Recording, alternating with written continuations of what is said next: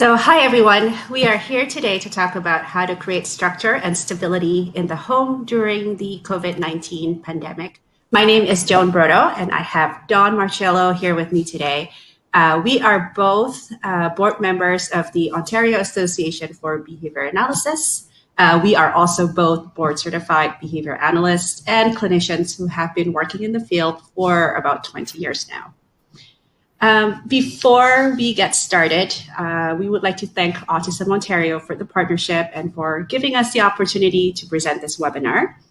This webinar is pre-recorded. However, Dawn and I are available throughout the webinar to answer any questions you may have. If you do have a question, please write them in the Q&A box throughout the presentation, and either Dawn or myself will respond to your question. And we will try our best to answer all of the questions that you have. A quick disclaimer that the materials presented are educational and informational in nature, and unfortunately, we will not be able to answer child-specific questions. All right. Okay, so we are going to get started. So today in this webinar, we are going to be talking about building routines, visual schedules, independent activity schedule, as well as time management skill. We realize at this time, everyone's schedules have changed quite drastically and have impacted not only your child's routines, but also the families. So our goal today is to talk about some strategies to help build routines and create stability. So for some children, staying at home all day may be difficult, especially if they were involved in many outside activities previously. Maintaining a routine can be helpful, and this means setting up consistent wake up and bedtimes, creating a daily schedule, and trying to stick to the schedule as much as possible, although we know sometimes plans could change last minute. So routines are helpful because they provide structure for our learners.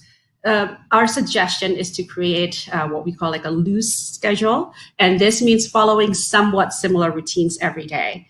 This does not mean scheduling to the minute of their day, but having consistent and similar themes of activities throughout the day. So an example of this could be creating a list of activities for the day, including wake-up routine, breakfast, playtime, snack, physical activity, either following, exercises on YouTube, or if you are able to, take a quick walk outside if possible. If your child is school age, our suggestion is try to follow a similar school schedule as much as possible. And for some of our learners, using a visual or written schedule may be helpful. And that is something that Dawn will discuss what that could look like and in terms of how to set up a visual schedule. We also encourage, families, if you do have, if your child had a consistent bedtime prior to the pandemic, try to keep the consistency as much as possible and also include similar bedtime routines. So that could include, for example, a couple hours before bedtime is limiting electronics time. And then if, again, prior to the pandemic, if the bedtime routine also included bath time, story time, and things like that, try to stay with that as much as possible. Okay, and now Dawn will be talking about visual schedule. All right, take it away, Dawn. Thanks, Joan. Okay, so I'm going to talk about a visual schedule, which you may or may not have some familiarity with. A visual schedule is a helpful strategy to show your child what the day might look like. It's also helpful to build daily routines at home. Many visual schedules usually include pictures that are printed and placed on either a strip of Velcro or paper. If you do not have these materials in your home, you can also use pictures on your phone or your computer to show a series of activities for the day. There are also some apps that allow you to create simple visual schedules that you can bring with you. Also, if your child is able to read, you may want to start incorporating a written schedule. Since every day isn't always the same and there may be small changes, using materials that are easily manipulated allows you to build the schedule to suit your day. Here's an example of a visual schedule that can be used throughout the day. As you can see, the pictures are simple and direct. BoardMaker is a common tool used to find a variety of pictures that correspond to common activities. However, if you can find pictures online, or even better, take photos of these activities within your home. These will be pictures that the child is used to seeing and that they can match to the schedule. For example, you may take pictures of your child's toothbrush for a toothbrushing routine, or a picture of your child and their sibling eating dinner for dinner time, or a picture of their books for reading time. Once you have your schedule ready to go, it's easiest to keep it in an accessible place. This might be on the fridge or in the bathroom for hand washing. This will vary depending on what routine you are using the schedule for and how often you need to refer to it. A visual schedule is meant to help structure the day and make transitions easier for you and your child. So, depending on what works for your family, you may choose to note every activity throughout the day or just specific areas that require some more structure and support, such as bedtime routines or brushing teeth or getting dressed. It is important to refer to the schedule prior to starting and after finishing each activity. When completed, activities can be removed from the schedule by you or your child and moved to an all done section. If it is you moving the activity, try to ensure that your child is involved in this process, whether they are looking or they say all done when the activity is moved. Whatever works best for you. If you're following a written schedule, you may want to have your child check off each item as it's completed. Another thing to consider, especially in cases of more difficult routines, is it's helpful to have a preferred item or activity as the last picture on the schedule. This will follow the successful completion of the less preferred activities that preceded it. It's also a good way to pair the schedule with positive things that your child enjoys rather than it being representative of something they may not like doing. For example, if your child doesn't like washing their hands, but there's a picture of a preferred toy at the end of the hand washing routine, it tells your child that the activity will be followed by something fun for them. Here's an example of a nighttime routine schedule from an app called ChoiceWorks. The schedule has simple photos and can also include a space for the amount of time allotted for the activity. When each activity is completed, it can be moved over to the all done column. Another great thing about this specific schedule is that at the end of the routine, the child is given a choice of a preferred activity.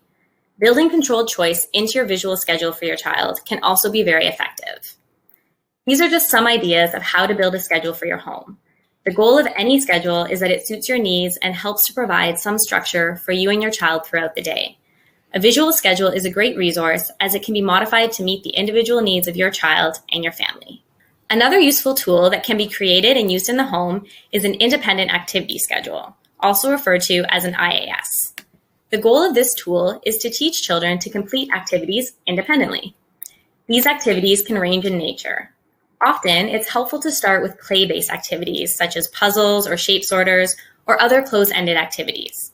Later on, an IAS is a useful tool for teaching independence in open-ended play activities as well as academic tasks. The first step is to teach your child, with prompting and support, how to complete an independent activity schedule. In doing this over time, the goal is for your child to complete one on their own.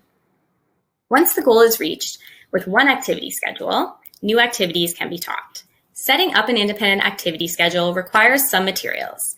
It is helpful to use bins or plastic drawers or even old boxes to keep activities in. Ideally, start small with only 3 activities. These can be things that you have around the house and should be things that your child can complete independently or with minimal help. Once you have collected your bins and boxes, then label them with a number, letter, shape, or picture. Your child will then be provided with a strip of paper or a binder that has corresponding numbers, letters, shapes, or pictures. This strip or binder will act as the schedule for your child to follow as they complete the activities. Once you have all your materials prepared, it's time to teach your child how to use the IAS. Using a simple phrase to let your child know it's time to complete their activities, such as complete your schedule, do your work, follow your play schedule, whatever works for what you're doing.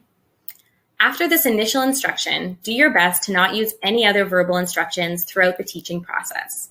Instead, use minimal prompting, such as gestures or hand-over-hand guidance, to help your child complete the IAS successfully.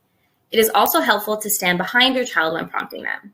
As the goal is for them to complete things independently, it's helpful that they don't attend to you and your instructions throughout the teaching, but rather that they attend to the activities and the schedule. The first step is for the child to teach the first shape or picture on their strip or binder, and then match this to the corresponding bin. Guide your child to touch the picture on the schedule, and then walk or reach for the corresponding bin. Then guide your child to complete the activity in the bin. Try to set the bin up in a way that the activity is already incomplete. For example, if it's a puzzle, put in an empty puzzle board and then the pieces in a separate bag. Once the activity is complete, guide your child to put the activity back in the bin and return the schedule to the schedule for the next activity. Continue these steps until your child has completed all activities, usually for a total of 3 to 5 activities. This image is an example of an independent activity schedule that may be used for an older learner who may be able to complete more academic type tasks. For this activity schedule, the materials include the black binder with the pictures of the type of activity. In the bin are file folders corresponding to the schedule laid out in the binder. Any other materials needed are also in the bin, in this case, a pencil. But you may also include things like markers, crayons, rulers, scissor, glue, depending on the things that you're doing.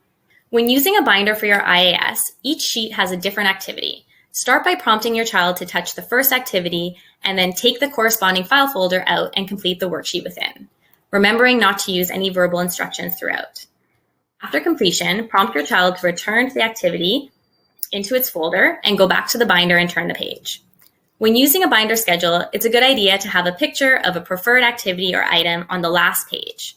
Alternatively, you can teach your child to say all done or give a picture that says all done and provide them with the preferred activity at the end of the binder. Some of the activities used in an academic type IAS include things like matching letters, matching numbers to quantity, tracing, cutting and pasting, among others. As mentioned before, it is important to choose skills or activities that your child has already had some success with on their own, rather than novel tasks. The goal here is to increase durations of independence, so if the activity is too complex or difficult, the child may require some more help in learning it before it's added to an independent activity schedule. Here we see an example of play-based activities. These are often closed-ended activities, such as puzzles or shape sorters. However, in this case, there are some open-ended activities, such as a car ramp and an animal barn. When teaching open-ended play activities, there's a few different things you can do. As part of the schedule, you can teach your child to set a timer and play with the activity for that duration of time. It's helpful to include a picture of this timer in the schedule as its own step. In this case, you would prompt your child to get the activity and set the timer to the time on that page. When the timer beeps, you would prompt your child to clean up, continue to the next activity, and then do the same. Another option for open-ended activities, like those in the picture here, is to teach your child a set number of functional actions to complete when they choose the activity. For example, you might teach them to build a tower or 2 towers with the blocks, or you might teach them to race the cars across the car mat and then park them in the parking lot. The activity schedule can be modified to meet your child's individual interests and needs. Again, it's always helpful to start small and with things that interest your child or that they have had some success with. Once you've put together your activity schedule and done the work of teaching your child how to use it, you can start to fade yourself out of the process. After all, the goal of the IAS is independence. In order to increase independence, there are a few things you can do. You can increase the amount of activities you teach. So perhaps you started with 3 and you want to get them up to 5 activities. If you feel your child is taking a good amount of time to complete the 3 to 5 activities and that they're doing so with less prompting, you can begin to increase the amount of space between you and your child. Initially, you may have stood right behind them, prompting them through the activity. Start to delay going in with your prompts and stand farther back from your child to give them an opportunity to complete the task independently. A common way to do this is by allowing them to complete the last step independently, even if this is just closing the binder. From here, they can complete the last 2 steps independently, then the last 3, and so on until they complete the entire sequence on their own. Finally, once your child knows how to use an independent activity schedule, you can begin to integrate different activities. If they have done well with closed-ended play activities, you may want to try ones that are new and some open-ended activities. If they have started to learn some academic tasks, such as tracing or cut and paste, you may want to start a simple academic activity schedule with these tasks. Follow your child's lead, and independent activity schedules can be used for a variety of things. Now I'm going to pass it over to Joan, and she's going to talk a little bit about teaching time management. All right, thank you, Dawn. I think that was very helpful in terms of talking about visual schedule and independent activity.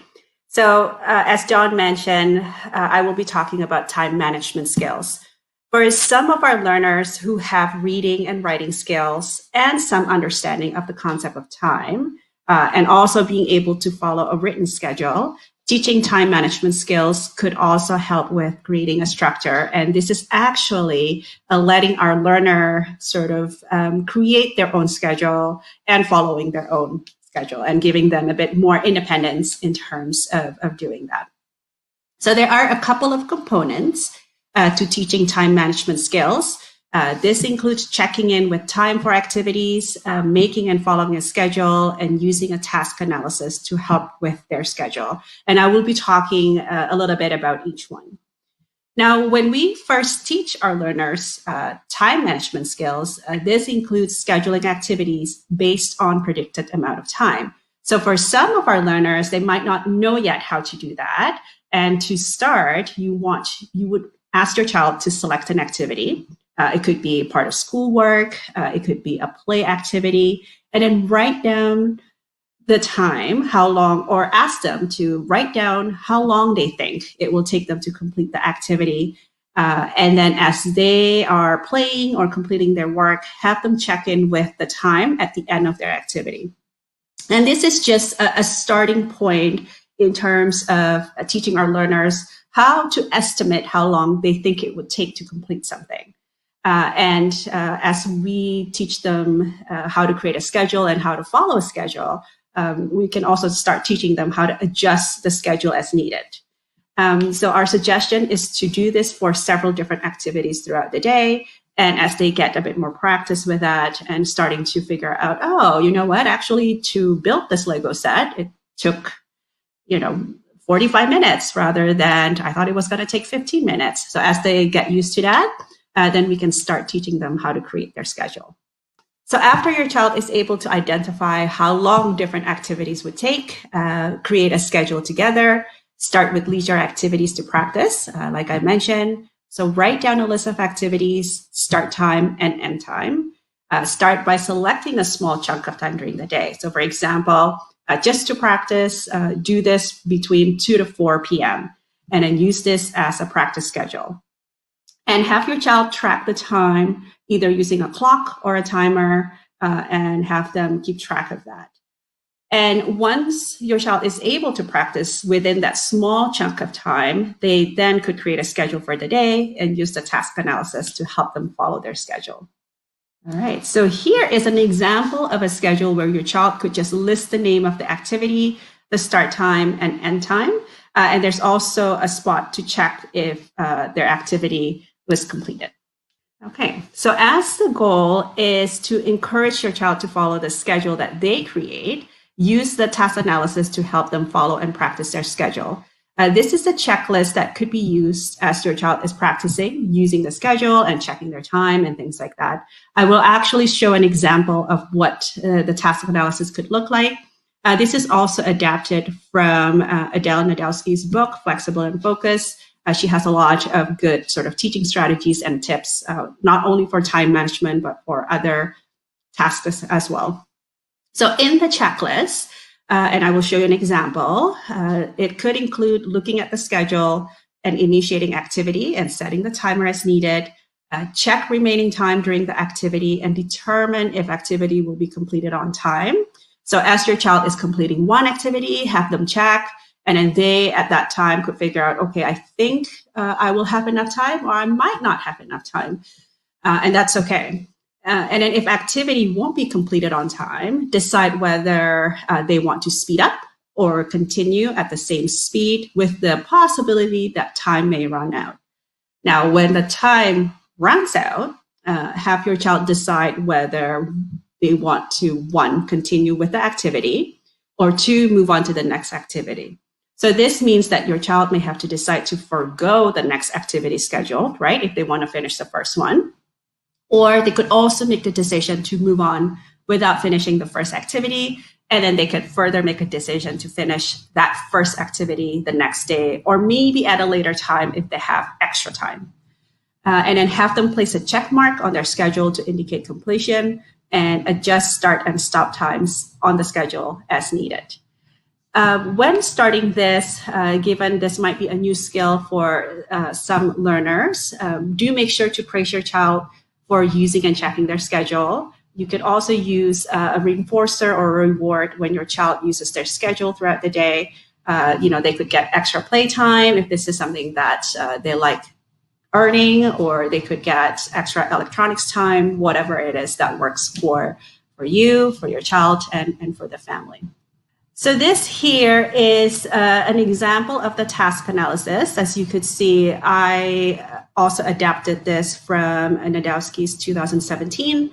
I put Monday to Friday, just an example, but of course, this is something that you could use every day. For some families, this might be helpful to use if, given that we still have a couple more weeks left of school.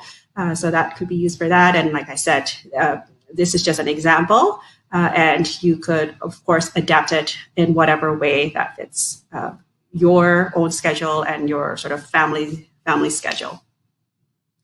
And like I mentioned, for each one this is sort of basically a visual prompt to help your child to use their schedule consistently. So I think that is it for our presentation today. I think there are just a couple of take-home messages that based on this presentation. So one is create a schedule that works for you and your family, and building a schedule could help with creating consistency and routines in the home. And then, like Dawn mentioned, using a visual schedule could help to show your child their daily routine. And for learners who do require some guidance, building independence in terms of completing activities, the independent activity schedule sort of procedure and program could also help with that. And like I mentioned, teaching time management skills for learners who understands the concept of time and able to read and have some writing skills could also help with creating that structure. So, all right. So thank you, everyone, for joining us for this webinar. And please feel free to ask questions. Dawn and I will continue to stay and answer any questions you may have. All right. Bye. Bye.